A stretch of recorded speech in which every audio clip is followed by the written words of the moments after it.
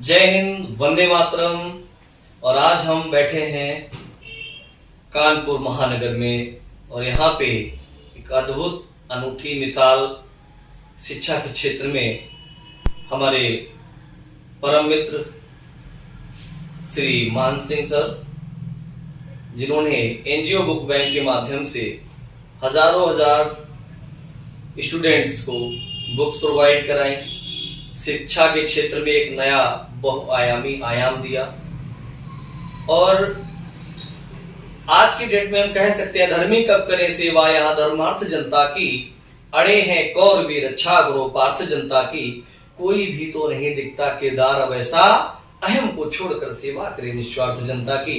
तो ऐसी शख्सियत से आज मुलाकात कराने वाले हैं जिनका नाम है श्री मान सिंह जी, और वो कानपुर महानगर से पढ़ के आज उन्होंने पूरे देश में उनके स्टूडेंट शिक्षा के क्षेत्र में, चिकित्सा के क्षेत्र में, देश सेवा के क्षेत्र में, तकनीकी सेवा में कार्यरत हैं। एक बड़ा विशाल आयाम उन्होंने जो क्रियान्वयन किया है, जानते हैं उन्हीं की जुबानी से। बने रहिए प्राइम भारत टीवी के साथ। जय हिंद।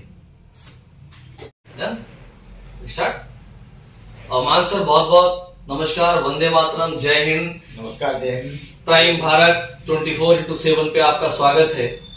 और जो आपने प्रकल्प आज बहुआयामी नेशनल लेवल पे सोच रखी है, डोंट वरी बी हैप्पी, इसका क्या उद्देश्य है, कब इसका शुभारंभ हुआ और कितने अपने लाभार्थी, कितने विद्यार्थी से जुड़े हुए हैं, आपकी जुबानी आज जानना चाहते हैं दर्शक।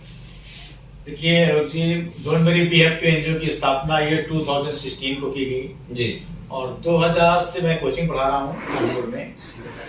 और जीवन में जो देखा, जो समझा, वो जीवन की पूरी कल्पना है don't worry be happy NGO ji. जब मैं क्लास 9th में था तो मेरे फादर एक्सपायर हो गए जी, और पढ़ाई की बहुत समस्या थी। उससे हमारे यहाँ एक भैंस थी, जीवन यापन का सहारा, और हम 4 ब्रदर्स, एक सिस्टर थे। लेकिन मेरी माँ ने उस समय निर्णय लिया कि हम पढ़ेंगे। अपने जेवर बेचे उन्होंने और मेरा एडमिशन कराया, और एक टीचर ने मैं फ्री पढ़ा दिया। नतीजा मैंने कॉलेज टॉप कर दिया और मैंने एमएससी फिजिक्स से करी, कोचिंग खोली। और मेरे जीवन का एक लक्ष्य था कि किसी गरीब बच्चे से मैं पैसे नहीं लेता हूँ जी। और बीइंग ए टीचर कोई कठिन काम भी नहीं है, टीचर फ्री पढ़ा देता है। जहाँ 100 बच्चे पढ़ते हैं 10 फ्री पढ़ेंगे तो क्या दिक्कत है। लेकिन इसमें जीवन में मैंने क्या देखा कि जब मैंने बच्चों को फ्री पढ़ाया तो जब उनका रिगार्ड आया, जब बच्चे पढ़ लिख कर कुछ बनने लगे, तब मुझे लगा कि ये मिशन हिंदुस्तान के हर गली, हर कोने में जाना चाहिए। तब मैंने देखा कि एक बहुत बड़ी समस्या हिंदुस्तान में ये है कि हर इंसान जिनके घर में बच्चे पढ़ जाते हैं, सफल हो जाते हैं, उनकी किताबें खाली रह जाती हैं। उन किताबों का वो क्या करें। तब मैंने एक एनजीओ बुक बैंक का संकल्प बनाया कि हिंदुस्तान के हर घर से हम उन किताबों को डोनेशन करवाएंगे और नीडी बच्चों तक उनको पहुंचाएंगे। आज डोंट वरी बी हैप्पी की स्थापना 2016 को हुई, और एनजीओ बुक बैंक के माध्यम से पूरे इंडिया के एवरी स्टेट में हमारे वॉलंटियर्स हैं। ऑफलाइन, ऑनलाइन आज तक लाखों बुक्स डोनेट हो चुकी हैं, और उन किताबों से पढ़कर न जाने कितने बच्चे एयरफोर्स में, आईटी, जेई में, मेडिकल में सेलेक्ट हो चुके हैं। और वही बच्चे आज गरीब बच्चों को अपने हिस्से की पेन, पेंसिल, कॉपी दान करते हैं। हमारा मिशन है कि किसी गरीब बच्चे को अगर आप खाना खिलाते हैं तो कहीं ना कहीं आप उसे भिखारी बना रहे हैं, लेकिन उसको अगर आप पढ़ा देंगे तो वो अधिकारी बन जाएगा। तो हिंदुस्तान के हर इंसान को, हमारी पॉलिसी है ईच वन एडॉप्ट वन। एक इंसान को, एक बच्चे की सिर्फ पढ़ाई में थोड़ा सा अगर खर्चा उठा लेता है तो हम उसके घर के सारे सपने पूरे कर सकते हैं। जैसे आपने कविता में आपने बात कही कि हमें लोगों को अधिकारी बनाना है, भिखारी नहीं।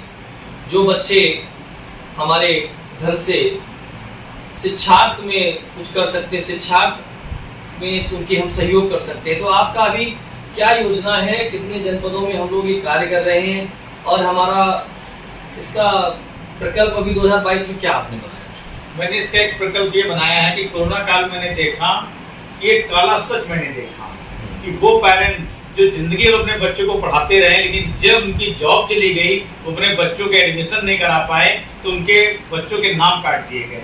तो एनजीओ बुक बैंक का हमारा एक स्कॉलरशिप प्रोग्राम चल रहा है। उस प्रोग्राम से हम हिंदुस्तान के हर एक पेरेंट के बच्चों की फीस भरेंगे। इसमें हमने एक छोटी सी पॉलिसी लगाई है, ईच वन एडॉप्ट वन। हर सामर्थ्यवान इंसान एक बच्चे की हेल्प करेगा और हम हिंदुस्तान के हर बच्चे की फीस भी भरा देंगे, उसके लिए पेन पेंसिल कॉपी की व्यवस्था भी कर देंगे और इस प्रकार से हम हर घर में खुशहाली लाने का प्रयास करेंगे। जी, तो हम लोगों ने एक चीज देखी, ईच वन एडॉप्ट वन, बहुत सिंपल फंडा है। यही हम गाय के लिए भी भारतवासियों से कहते हैं, एक व्यक्ति एक गाय संरक्षित करे, अपने आप ही काम हो जाएगा। तो मैं एक चीज और मैं जानना चाह रहा हूँ, कानपुर महानगर से इतनी बड़ी बुलंद आवाज उठ रही है, हम सब लोग का भी सहयोग मीडिया के माध्यम से, तन मन धन जो भी अपने माध्यम हो सकते हैं आपके साथ रहेगा। आने वाले समय में योग और ये शिक्षा को 21 जून है, तो हम लोग इस पे भी, क्योंकि पहले पीटी होती थी विद्यालयों में, आज पीटी नहीं हो रही है, कहीं ना स्वास्थ्य को लेकर लोग सफर किए हैं। टैबलेट मोबाइल से जो बच्चों की आईसाइट वीक हुई है, इस पे भी क्या मैसेज देना चाहेंगे आप? इस पे बहुत स्पष्ट मैसेज है कि वो सारे वॉलेंटियर, हिंदुस्तान के सारे वॉलेंटियर, हमारा मैसेज आएगा 21 जून को, जिन बच्चों को हम पढ़ा रहे हैं उसके साथ वो अपने बच्चों को योग जरूर कराएं, क्योंकि योग एक वो ऐसी संकल्पना जो शरीर के अंदर हर बॉडी में ऑक्सीजन को लेके जाती है। हमारा दिमाग स्वस्थ रहेगा, हमारा मन स्वस्थ रहेगा। जैसे पहले मैं टीचर था, हमें ध्यान है कि हम लोग पहले बच्चों को जब भी क्लासेस होती थी तो पीटियां होती थी, मैंने खुद पीटी करी है, और पीटी होने से क्या होता था, ब्लड का सर्कुलेशन बढ़ता था, और जब बच्चे पढ़ते थे तो उनको तेज दिमाग चलता था। मुझे छोटी सी बात याद आ गई इसमें कि एक बच्चा साइकिल से स्कूल आता था और एक बच्चा कार से स्कूल आता था। तो जो कार से आता था उसका बड़ा नाम होता था, जो साइकिल से आता था वो अपने को बड़ा हीन महसूस करता था, लेकिन जब रिजल्ट आया तो साइकिल वाले ने टॉप करा। तो बाद में एनालिसिस ये निकला कि जो कार वाला बच्चा आता था वो सुस्त रहता था, क्योंकि वो आराम से आता था। जो साइकिल से आता था उसका ब्लड सर्कुलेशन बहुत तेज चलता, उसने टॉप कर दिया। तो यही से हम कहते हैं कि हिंदुस्तान के हर बच्चे को योग करना चाहिए, जब भी स्कूल जाए घर में योग करे। और बाबा रामदेव जी का मैं बहुत आभारी हूं कि उन्होंने इस योग को पूरे विश्व पटल पर लेकर गए हैं। हम सब यही कहेंगे कि हिंदुस्तान के हर घर में एक योग क्लास होनी चाहिए, और इसके लिए बहुत बड़ी योजना के साथ हम लोग काम करेंगे। योगा टीचर हैं, उनसे हम टाई अप करने का प्रयास कर रहे हैं, ताकि एनजीओ बुक बैंक के माध्यम से हर पेरेंट को हम इसके लिए जागरूक कर सकें। बहुत सुंदर। आइए हम जानते हैं, हमारे एक और शिक्षक आज हमारे साथ हैं, जो एनजीओ बुक बैंक के प्रमुख सहयोगी हैं। गौरक्षा हेल्पलाइन दिल्ली एवं लोक जागृति पत्रिका का भी प्रदेश लेवल पे आप कार्य देख रहे हैं। ऐसे ही अपने आज हम शिक्षक से बात करते हैं, जिनका नाम अजय दीक्षित जी है। आइए मिलते हैं और जानते हैं उन्हीं की जुबानी, क्योंकि वो शिक्षक भी रहे हैं और बहुत अच्छे कवि भी हैं, बहुत अच्छी पोएट्री भी उनकी तैयार रहती है, अनवरत वो सेवा में रहते हैं। तो मैं बात करना चाह रहा हूं अब आपसे अजय दीक्षित जी की। आइए सुनते हैं प्राइम भारत टीवी पे खास मुलाकात।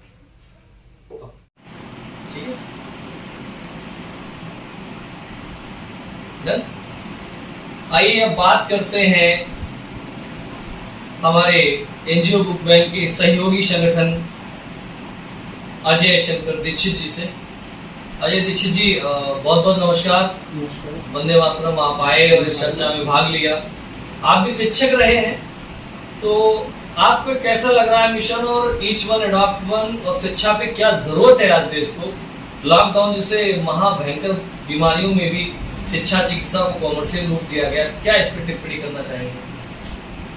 इस पर मैं कहना चाहूँगा कि जब लॉकडाउन लगा हुआ था और उस समय बच्चों के जो पेरेंट्स थे तो वो बहुत छोटी फीस को भी नहीं भर पा रहे थे, और इसलिए बच्चे बहुत हतोत्साहित हो रहे थे। पेरेंट्स को बुलाया जाता था स्कूल में, बच्चों को क्लास के बाहर खड़ा कर दिया जाता था और उनको बहुत ही पेनाल्टी दी जाती थी। बड़ा उनको खराब लगता था कि हमारे पापा पैसे नहीं भर पा रहे। तो वो इस तरीके की चर्चा जब समाज में होने लगती है तो बच्चे इधर उधर भी कहने लगते थे अपने मित्रों में, अपने मित्रों के पापा से भी कहते थे कि अंकल हमारी वहाँ फीस नहीं हो पा रही जमा, तो इसलिए हम नहीं जा रहे हैं। बच्चे पूछते थे कि तुम स्कूल क्यों नहीं आ रहे हो? जैसे 8 बच्चे जा रहे हैं, 2 बच्चे क्लास में नहीं आए, तो पूछते थे तुम क्यों नहीं आ रहे? तो बोलते थे कि भाई हमारी फीस नहीं जमा है और हमें अलाउ नहीं है। तो उस समय ये लगता था कि नहीं, ऐसा कोई एक मिशन बना लिया जाए कि ये जो 2 बच्चे या 4 बच्चे रहे जा रहे हैं जो पैसे के अभाव में नहीं जा पा रहे स्कूल, तो इन्हें भी स्कूल जाना चाहिए। तो उसी के लिए ये ईच वन और एडॉप्ट वन की जो पॉलिसी आई है बहुत अच्छी है। और इससे मैं समझ पा रहा हूँ कि वो जो बच्चों का जो लैक्स हो रहा था कि 3-4 बच्चे नहीं जा पा रहे, तो वो भी जा पाएंगे। और रही बात शिक्षा के क्षेत्र की, तो शिक्षा में ये बहुत ज़रूरी हो गया है कि अब लॉकडाउन के बाद भी अभी भी स्थिति इतनी नहीं सुधरी है। तो मेरा विशेष आग्रह है टीचरों से कि शिक्षकों से मेरा विशेष आग्रह है कि वो एक काम ये करें कि ऐसे बच्चों को वो खुद ही अडॉप्ट कर ले और अपने, सही बात है अभी मान साहब ने जैसा बताया कि बच्चों को अगर हम 100 बच्चों में से 10 बच्चे, जैसे सर ने कहा, तो हम संख्या को और बढ़ा देते हैं, 100 में से अगर 20 से 25 बच्चे भी मान साहब अगर हम बढ़ा दें तो भी हम पे कोई फर्क पड़ने वाला नहीं है, क्योंकि जितना इस तरीके का परमार्थ होगा, बच्चे जब हमारे देश के पढ़ के आगे बढ़ेंगे। अभी मोदी जी भी देखिए बाहर गए तो उन्होंने बाहर के बच्चों तक से कहा कि आप अपने देश लौटाओ और आप यहाँ पे आके आप काम करो, यहाँ आके पढ़ाओ। तो मैं समझ पा रहा हूँ कि जब वो बाहर से भी लोग आ सकते हैं तो हम लोग यहाँ जो अंदर रह रहे हैं, तो हम शिक्षकों को चाहिए कि अब हम 10 बच्चों के बजाय हम लोग 20-25 बच्चे फ्री पढ़ाना शुरू कर दें। और ऐसे बच्चों को तो अगर वो संख्या 50 भी हो जाए, बहुत से लोगों ने क्या किया कि अपनों को खो दिया, वहाँ पर कोई है भी नहीं उनके, ना मम्मी है ना पापा हैं, तो ऐसे बच्चों को तो अगर उनकी संख्या ज्यादा भी है तो हमें उनको फ्री शिक्षा देनी चाहिए। एक लाइन में क्या अपील है देश के लिए, राष्ट्र के लिए और शिक्षा के सिस्टम के लिए? शिक्षा के सिस्टम के लिए कहना चाहूंगा कि शिक्षा को इस तरीके का बना दिया जाए कि जैसे ही बच्चे पढ़ के निकले और 10th के बाद ही अगर ये सिलेक्ट हो जाए कि हमें क्या करना है, तो शिक्षा को हम व्यावसायिक भी बना दें, शिक्षा को हम नौकरी पूरक मतलब बना दें। ऐसा है कि कुछ बच्चे नौकरी में चले जाएं और कुछ बच्चे नौकरी से अलग हटके थोड़ा अपना व्यवसाय खुद ही स्टार्ट कर सके, इनोवेशन के साथ में अपना स्टार्टअप लें और इस देश को आगे बढ़ाएं। लास्ट कमेंट मैं चाह रहा हूँ मानसर से लेना कि बहुत सारी विषम परिस्थितियां शिक्षा के क्षेत्र में हैं, एक लाइन में समस्या और समाधान क्या बताना चाहेंगे, क्या अपील करना चाहेंगे? हिंदुस्तान का हर परिवार जिसके घर में सिर्फ अगर एक मोबाइल है, वो व्हाट्सएप फेसबुक चलाता है, तो एक बार एनजीओ बुक बैंक का वर्क फ्रॉम होम प्रोजेक्ट जरूर ज्वाइन करें। इससे उसको शिक्षा भी मिलेगी, स्कॉलरशिप भी मिलेगी, रोजगार भी मिलेगी और हम हर घर में पहुंचाएंगे खुशहाली। चलिए, बहुत बहुत धन्यवाद। ऐसे ही अच्छे लोगों के इंटरव्यूज आपको हमारे चैनल पे मिलते रहेंगे। नए भारत का निर्माण जब तक हम सब एक कदम नहीं चलेंगे कतई संभव नहीं है। तो ईश्वर का दिया कभी अल्प नहीं होता, जो टूट जाए वो संकल्प नहीं होता। हार को लक्ष्य से दूरी रखना, क्योंकि जीत का कोई विकल्प नहीं होता। निश्चित ही नई मुहिम, नए विजन, नए मिशन के साथ हम लोग आगे बढ़ेंगे। जय हिंद, वंदे मातरम। Don't worry, be happy.